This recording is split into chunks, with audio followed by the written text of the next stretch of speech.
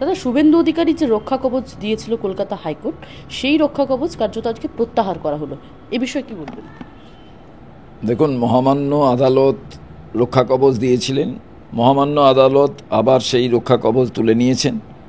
এটা একেবারে সম্পূর্ণ বিচার ব্যবস্থার বিষয়, এখানে আমার কিছু বলার নেই। তবে আমি এইটুকু বলবো, একজন রাজনৈতিক নেতা এবং একজন সাধারণ মানুষ, এই দুজনের মধ্যে কোনো পার্থক্য রাখার উচিত নয়। তার কারণ, নেতা হয়ে গেলে তার বিরুদ্ধে কেউ কিছু বলতে পারবেন না, তিনি অন্যায় করলে তার বিরুদ্ধে কেউ আদালতে যেতে পারবেন না, তার বিরুদ্ধে এফআইআর করা যাবে না, এটাও যেমন ঠিক নয়।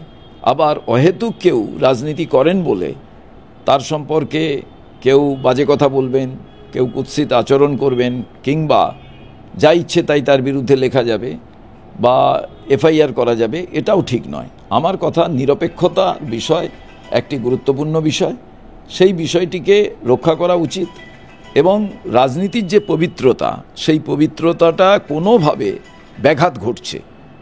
এখন আর কোনো রাজনৈতিক ব্যক্তির ওপরে সাধারণ মানুষের, যে রাজনৈতিক নেতার যে ক্রেডিবিলিটি, সে যে রাজনৈতিক দলের হোক, সেটা রাজনৈতিক কর্মকাণ্ডর মধ্যে থেকে আজকাল বিভিন্ন রাজনৈতিক দলের নেতাদের যে আচরণ, সেই আচরণ থেকে কোনো সাধারণ মানুষের আর শ্রদ্ধা নেই।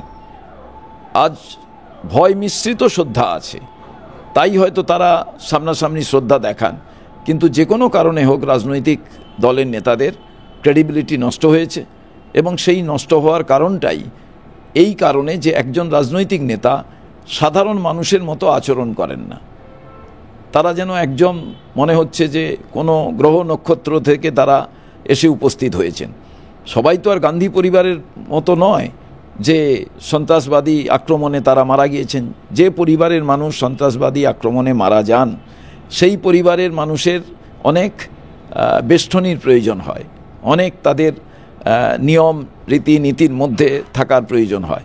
বাকি যারা, তারা যদি সামনে পেছনে 10 জন করে, কেউ রাজ্যের নেতারা রাজ্যের পুলিশ, যারা কেন্দ্রীয় দলের সঙ্গে আছেন, এদিকে টিএমসি ওদিকে বিজেপি, তারা সেন্ট্রাল ফোর্স নিয়ে ঘুরে বেড়াচ্ছেন, আর সাধারণ কোনো মানুষ বা কোনো জায়গায় পুলিশ বলছেন আমাদের পর্যাপ্ত ফোর্স নেই, সে কারণে আমরা সেই সিকিউরিটির ব্যবস্থা করতে পারছি না।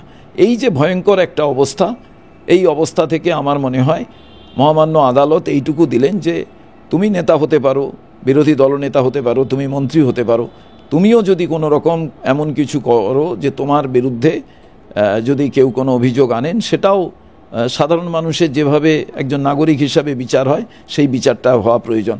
এই ক্ষেত্রে একটা বিষয় দেখা দরকার যে সাধারণ মানুষের উপরে অহেতুক 10-12টা মিথ্যে আরোপ হয়তো নাও থাকতে পারে, আবার মিথ্যে আরোপ থাকলে সাধারণ মানুষের বাঁচার কোনো জায়গা থাকে না। কিন্তু নেতার বিরুদ্ধে একযোগে অনেকে মিথ্যে অভিযোগও করতে পারেন। আমার মতে সবটাই মহামান্য আদালত যে সিদ্ধান্ত গ্রহণ করেছেন তাকে আমি স্বাগত জানাই।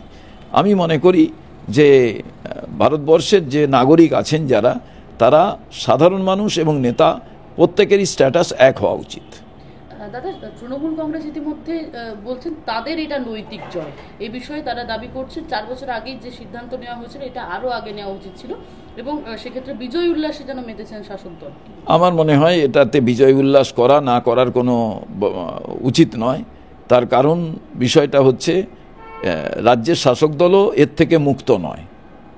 তার কারণ, বিচার ব্যবস্থাটাকে এমনভাবে ব্যবহার করা রাজনৈতিক দল করে, যেটাতে বিচার ব্যবস্থার উপরেও যেমন মানুষের অনেক সময় ক্ষোভ জন্মায়, ঠিক তেমনিভাবে রাজনৈতিক দলগুলোর প্রতি মানুষের অনেক ক্ষোভ থাকা সত্ত্বেও তাদের কাছে যেহেতু ক্ষমতা আছে, তাই মানুষ বলতে পারেন না। নীরবে যদি কোনো পরিসংখ্যান নেওয়া হয়, তাহলে দেখবেন যে রাজনৈতিক দল, বিশেষ করে ক্ষমতাশালী দল, তাদের প্রতি মানুষের কোনো আস্থা নেই।